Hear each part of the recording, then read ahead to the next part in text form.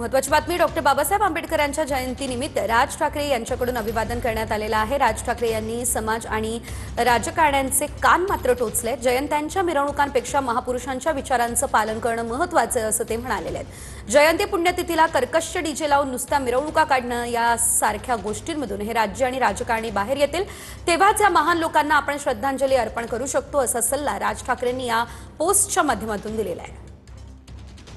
त्यांनी नेमकं काय म्हटलेलं आहे आपण बघूयात। त्यांची पोस्ट, त्यांचे ट्विट आपण आपल्या टेलिव्हिजन स्क्रीनवर पाहतोय। जयंती पुण्यतिथी निमित्त डीजे लावून मिरवणुका काढण्यासारख्या गोष्टीतून राजकारणी बाहेर येतील,